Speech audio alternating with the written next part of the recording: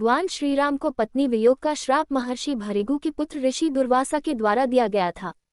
ये श्राप तब दिया गया जब भगवान राम ने अपने जीवन में कुछ विशेष घटनाओं का सामना किया।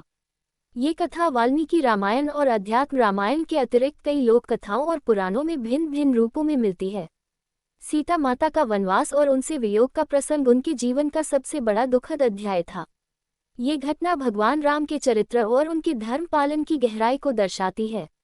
यद्यपि राम ने स्वयं सीता के चरित्र पर कोई संदेह नहीं किया था, परंतु एक धोबी द्वारा समाज में सीता की पवित्रता पर प्रश्न उठाए जाने के बाद उन्हें अपनी प्रजा के प्रति कर्तव्य पालन के कारण सीता का परित्याग करना पड़ा। इस प्रसंग के बाद भी एक अन्य कथा में कहा गया है कि भगवान राम को यह वियोग पहले ही श्राप रूप में प्राप्त हो चुका था। ऋषि दुर्वासा, जो अपने क्रोध और कठोर तप के लिए प्रसिद्ध थे, एक बार राजा दशरथ के महल में आए थे। एक घटना के परिणामस्वरूप राजा दशरथ ने उनका उचित आदर सत्कार नहीं किया, जिससे क्रोधित होकर उन्होंने श्राप दिया कि उनके वंशज को पत्नी वियोग का कष्ट सहना पड़ेगा। ये श्राप अप्रत्यक्ष रूप से भगवान राम पर लागू हुआ। इस श्राप के पीछे मुख्य उद्देश्य था कि भगवान राम, जो मर्यादा पुरुषोत्तम के रूप में पूजित हैं, अपने जीवन में आदर्श और धर्म की मर्यादा को बनाए रखने के लिए कठिन परिस्थितियों का सामना करें।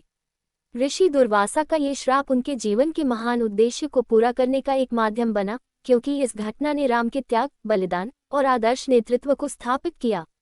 भगवान राम का ये त्याग समाज में राजा के लिए धर्म पालन और न्याय के आदर्शों को प्रदर्शित करता है। एक राजा को अपने व्यक्तिगत जीवन से अधिक प्रजा के कल्याण को महत्व देना चाहिए। ये संदेश राम के वियोग के माध्यम से समाज को दिया गया। जब राम ने अश्वमेध यज्ञ का आयोजन किया और सीता माता को पुनः बुलाने की इच्छा जताई, तब उन्होंने धरती माँ से अपनी पीड़ा व्यक्त की। अंततः सीता माता ने धरती में समाकर संसार से विदा ले लिया। इस प्रकार यह श्राप उनके जीवन में एक गहरी पीड़ा और महान बलिदान का कारण बना। ऋषि दुर्वासा द्वारा दिया गया श्राप एक पौराणिक कथा के रूप में भगवान राम के जीवन में वैराग्य, धर्म और आदर्शों की गहराई को दर्शाता है। इस कथा का उद्देश्य ये दिखाना है कि महान व्यक्तियों को भी अपने जीवन में बड़े बलिदान करने पड़ते हैं, जो उन्हें अमर और आदर्श बनाते हैं।